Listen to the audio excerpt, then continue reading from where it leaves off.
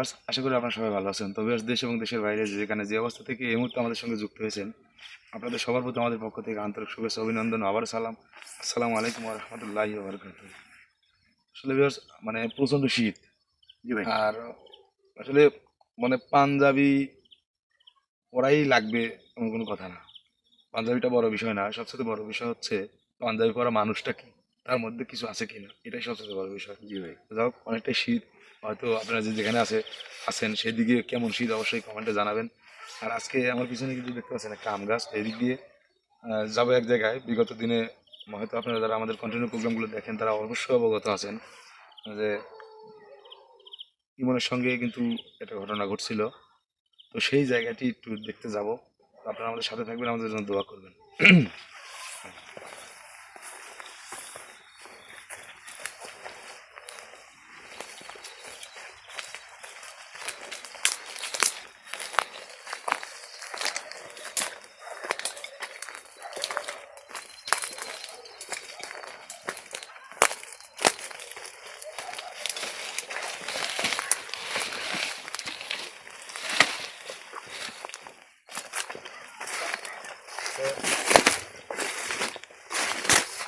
ভয়ানক জায়গায় যাচ্ছি, ভয়ানক কিছু আমাদের সঙ্গে ঘটবে, এটা কিন্তু স্বাভাবিক, অস্বাভাবিক কিছু না। জি ভাই। প্রতিনিয়ত আমাদের সঙ্গে হয়তো এরকম ধরনের ঘটনা ঘটতেই পারে, কারণ আমরা ঘটবে এটা জেনেও আমরা নিজেদের চিন্তা না করে কিন্তু আমরা সেই জায়গায় যাই এবং সেই জায়গায় শেষ পর্যন্ত তুলে ধরার চেষ্টা করি। তো এই পাশটা একটু আগে দেখালে একটু ভালো হতো। মানে শুরুতেই এই অবস্থা, তাহলে শেষ পর্যন্ত কী হতে পারে?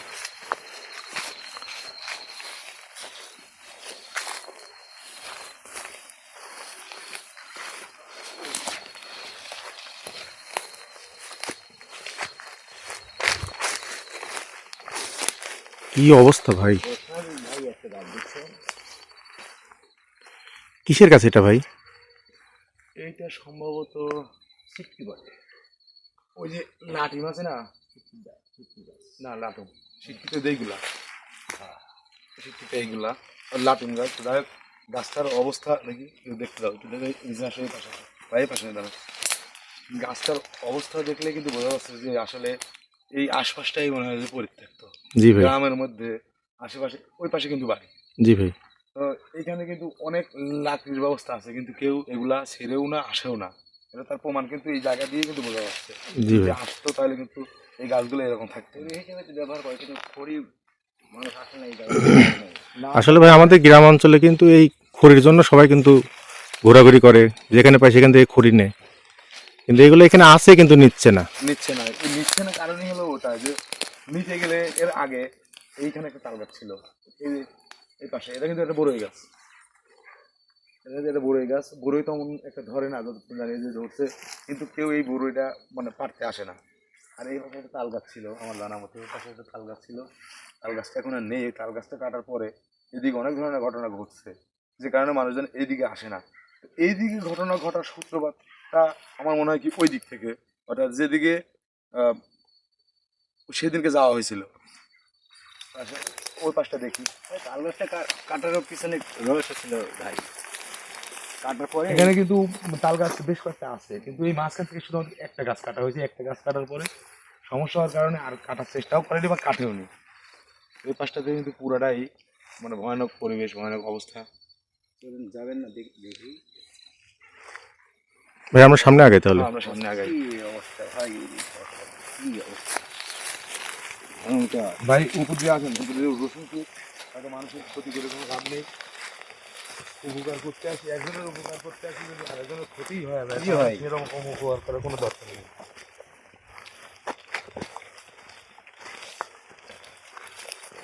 এটা কিন্তু এই বাড়িটা, এটা কিন্তু একটা নদী, নদী ছিল, চলমান একটা নদী ছিল। এই পাশটা যতদূর চোখ যায়, এই যে কুত্তা যে আওয়াজ করতেছে, এবারে যতদূর চোখ যায় এটা কিন্তু নদী, কিন্তু নদীর মাঝে এটা মানে পার হয়ে গেছে।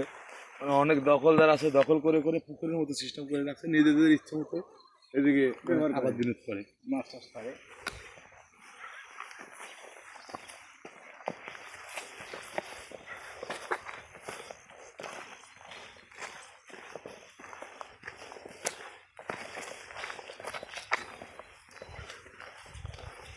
অনেক পুরাতন পুরাতন কিছু আম গাছ দেখা যায় কি। এখান থেকে বোঝা যায় না ভাই ততটা।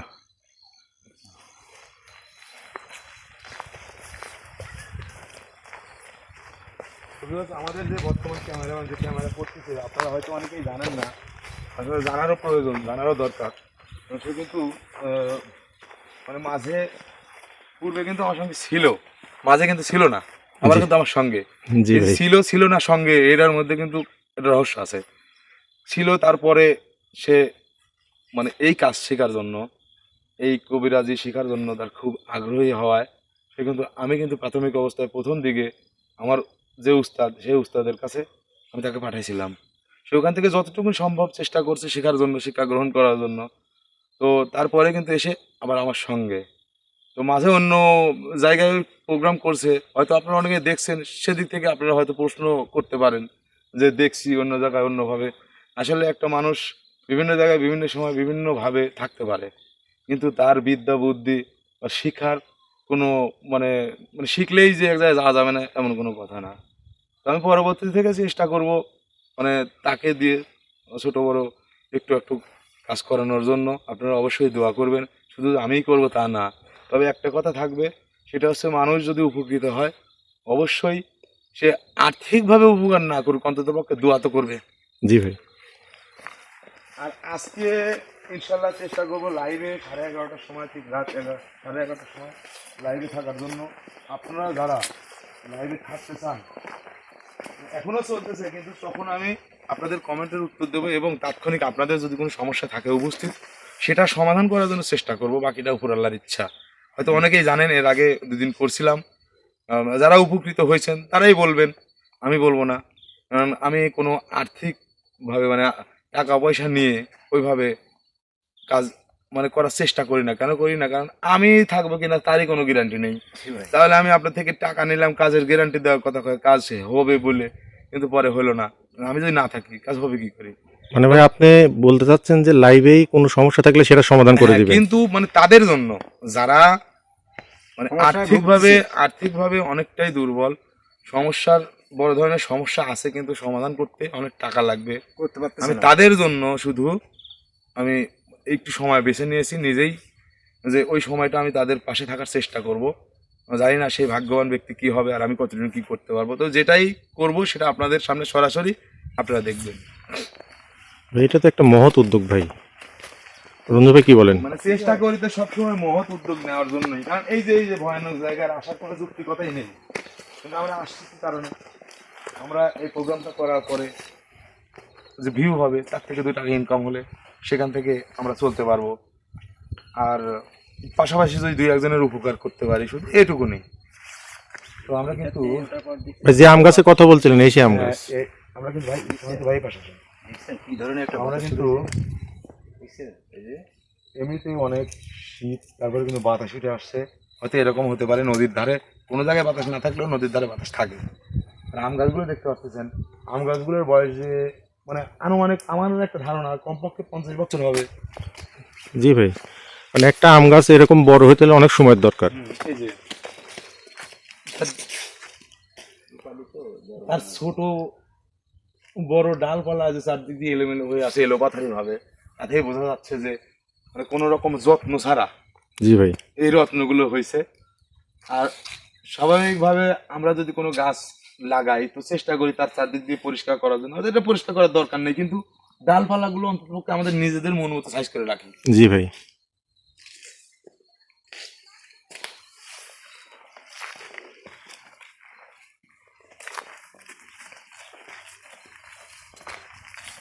প্রত্যেকটা গাছ কিন্তু দেখছেন রঞ্জু ভাই, মানে প্রতিটা গাছই কেমন জানি, প্রতিটা গাছই কিন্তু রহস্য। রহস্য করা অনেক পুরাতন। ওই গাছটা দেখেন ভাই। এই গাছটা কি অবস্থা? এই গাছটা যে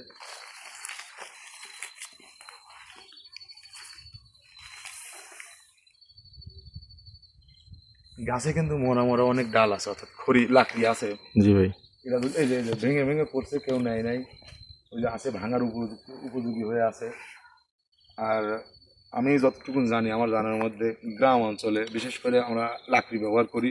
আর এই লাকড়িগুলো কিন্তু খুব একটা সহজভাবে গোছানো কিন্তু সম্ভব না।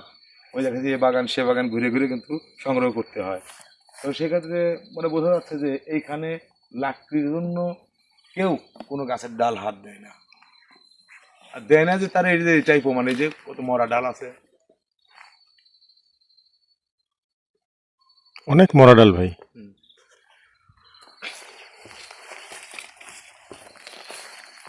একটা জিনিস লক্ষ্য করলে বোঝা যাচ্ছে এই যে প্রত্যেকটা গাছে কিন্তু মানে প্রায় সেম একই রকম।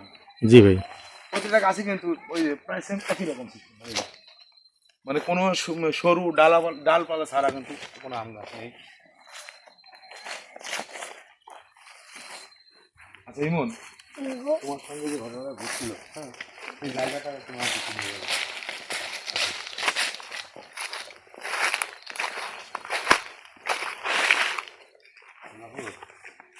ভাই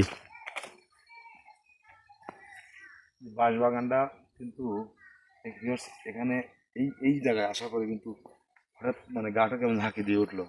জি ভাই। কি গায়ের লোমগুলো কিন্তু শিরে উঠছে, হয়তো আপনারা ভাবতে পারেন শীতে না, মানে পরিস্থিতি এবং বাস্তবতা যেগুলো আপনাদের সামনে তুলে ধরি, বাস্তবতা তো আমরা সরাসরি ফেস টু ফেস কিন্তু আমরা দেখি, আমাদের সঙ্গে ঘটে, কিন্তু এগুলা আপনারা দেখেন অনেক দূর দূরান্ত থেকে, হয়তো আমাদের সঙ্গে যেটা ঘটে আমাদের সঙ্গে আমরা যা দেখি হয়তো আপনারা কিন্তু তা দেখতে পারেন না। হয়তো এই কারণে অনেক সময় অনেক মানুষ অনেক ধরনের মানে আজে বাজে মন্তব্য করে। তো কারোর মন্তব্যকে যদি প্রাধান্য দিই তাহলে কিন্তু আমাদের মন্তব্য কিন্তু আমরা করতে পারবো না। জি ভাই। এই রাস্তায় কিন্তু এরকম এরকম এলোমেলো গাছ,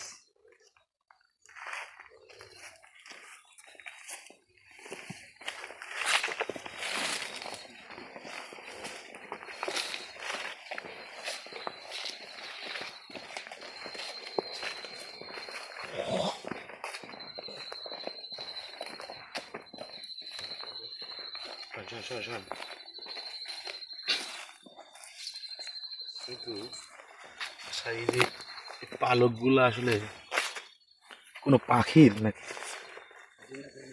এটা তো অনেক পুরাতন পুরাতন বড় বড় গাছ ভাই, গাছে পাখি থাকতেই পারে। না গাছে পাখি থাকতে পারে ঠিক আছে, কিন্তু এটা কিন্তু পাখির পালক মনে হচ্ছে না, মনে হচ্ছে কোনো মুরগির পালক হবে এগুলা। ছয় না, এরকম বিচ্ছিন্ন হয়ে আছে ভাই, মনে হচ্ছে কোনো মানে মানে মুরগি টুরগি নিয়ে এসে খাইছে, খাইছে এরকম কিছু হতে পারে। কোনো কিছু ধরে নিয়ে এসে।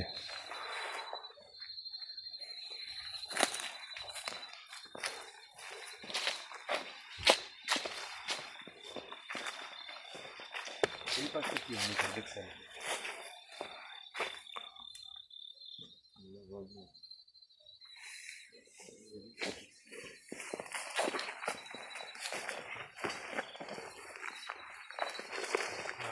মানে আচ্ছা এই সেই ঘর জি ভাই। যেটা পরিত্যক্ত। তো viewers, আমরা শেষ পর্যন্ত আর যাওয়ার চেষ্টা করব, কিন্তু এই পাশটাতে যে অবস্থা, ওই গাছগুলোর অবস্থা দেখছেন? একটু আগায় আমরা চাইলেও এই জায়গাটা যে কতটা গভীর যা বুঝতেছি, আমরা হয়তো চাইলেও এই গভীর পর্যন্ত হয়তো যাইতে পারবো না, তো যতটুকু যাইতে পারবো ততটুকু আপনাদের সামনে তুলে ধরার চেষ্টা করবো।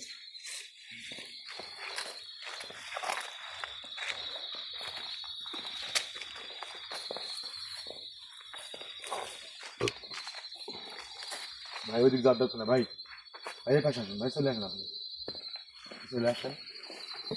সেটা আমরা চেষ্টা করবো ক্যামেরাতে যতটুকু তুলে ধরা সম্ভব হয়। ভাই ওইদিকে আরো গভীর। একবারে ওইদিকে আরো গভীর, ওইদিকে গভীরের কথা চিন্তা করলে তো হয় না, এইদিকে দেখো এই দিকটার অবস্থা, আল্লাহু আকবার। এই গাছটার কি অবস্থা ভাই? রঞ্জু ভাই ওইদিকে যাওয়ার দরকার, এদিকে আসেন, চলে আসুন ভাই।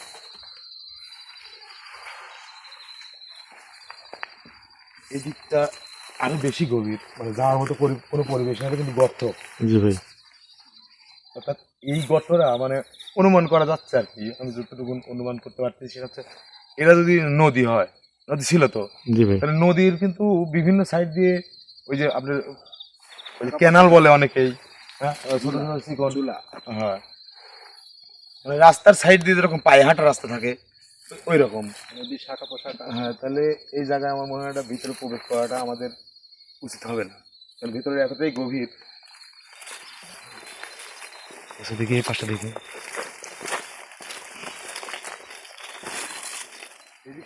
এদিকে আসছিলে তোমরা সেদিনকে? ভাই এদিকে আসছিলাম কিন্তু মানে দূর থেকে দেখে চলে গেছিলাম, ভিতরে গেছিলাম না আর একটু ভিতরে কি যাবো? ভাই। ওইদিকে মানে যাওয়ার মতো পরিবেশ নেই, অনেক জঙ্গল। যতদূর যাওয়া যায় আমরা চেষ্টা করি।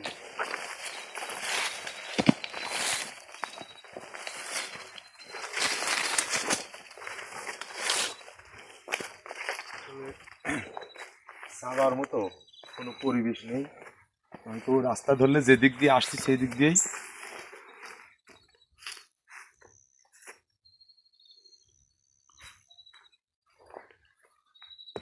একদম স্তব্ধ, কিন্তু শুধু ঝিঝিপ পোকার আওয়াজ ছাড়া, আল্লাহু আকবার। বাতাসের শুনশান আওয়াজ ছাড়া আর কিন্তু কিছু নেই না ভাই, ভাই। আর পরিবেশটা একদম থমথমে ভাই। আমার মনে হয় কি, মানে এখানে বেশি দেরি না করাটাই সর্বোচ্চ ভালো হবে।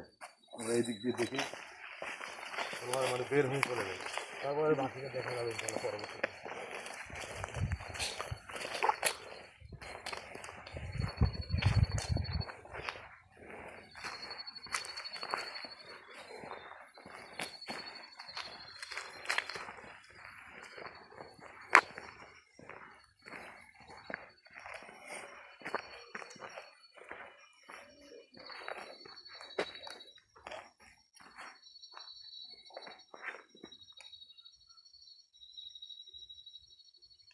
কিন্তু বাতাস কি অবস্থা দেখছি। একটু এই গাছের লাইটটা ধরেন তো ভাই, এই আম গাছের সামনেরটা। হুট করে কিন্তু হুট করে বাতাস উঠে আসলো ভাই। বাতাস উঠে আসে না, মাথা অনেকটা ভেতরে হচ্ছে। মাথা ব্যথা করতেছে ভাই। ভাই রঞ্জু ভাই, এই লিটন ভাই, সাথে করে রাখেন, দাঁড়ান। ভাই ইমনের সাথে ঘটনাটা কিন্তু ভাই এদিকে আসার পরে শুরু হয়। এই যে আলামত দেখা গেছে, আল্লাহু আকবার। দেখা গেছে। জি ভাই, কি ওটা ভাই? এটা হচ্ছে ওই যে শয়তান পক্ষী বলি না আমরা, হুতুম পেশা বলি না, জি ভাই, এইটা হলো সেটা। এই যে এই জায়গাতে আসার পরেই কিন্তু ইমনের সাথে সমস্যাটা হয়। অ্যাকচুয়ালি বিষয় হচ্ছে যে ভিউয়ার্স, এখানে আসার সঙ্গে সঙ্গে কিন্তু ভাই বাতাস কিন্তু জোরে উঠে আসছে। জীবন কিন্তু বলতেছে যে তার মাথা ব্যথা করতেছে, বাতাসও জোরে উঠে আসছে, আলামত স্বরূপ কিন্তু সেটাও এখানে এসে বসছিল, চলে গেছে। আচ্ছা, দাঁড়াও।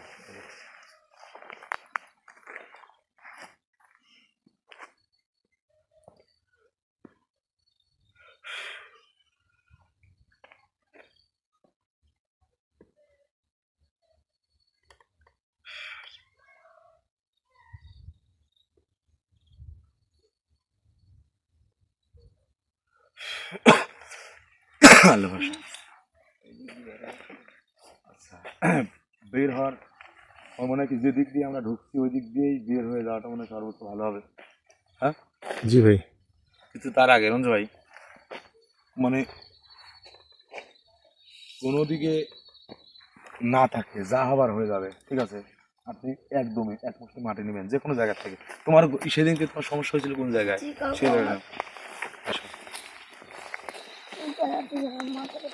এই জায়গার একটা কাহিনী আছে, এই জায়গায় একটা ঘটনা আছে। সেটা হচ্ছে যে এই পাশে, এই পাশে এই আম গাছ, আমি যতটুকু জানি এই আম গাছ,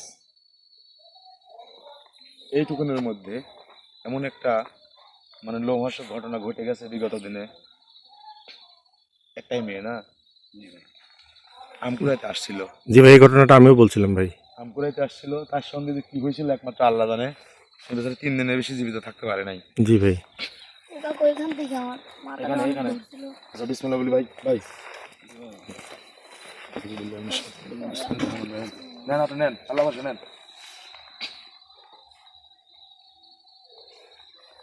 হ্যাঁ ভাই, আল্লাহু এখানে আর আকবার, দেরি না করি, আল্লাহু আকবার, এখানে দেরি না করে আমরা আল্লাহু আকবার, সব বাইরে চলে যাবো। আল্লাহু আকবার। লা ইলাহা ইল্লাল্লাহ মুহাম্মাদুর রাসূলুল্লাহ, লা হাওলা ওয়ালা কুওয়াতা ইল্লা বিল্লাহিল আলিয়্যিল আযীম। আল্লাহু আকবার। ভাই ক্যামেরা বন্ধ করে দিলাম ভাই। হ্যাঁ, ক্যামেরা বন্ধ করে দাও, ভাই ভালো হবে। বন্ধ করে দিয়ে আমরা জোরে হাঁটি ভাই। আপনারা সবাই ভালো থাকবেন, আমাদের জন্য দোয়া করবেন, আর ইনশাআল্লাহ আল্লাহু অবশ্যই আকবার। দেখা হবে পরবর্তীতে। আল্লাহ হাফেজ।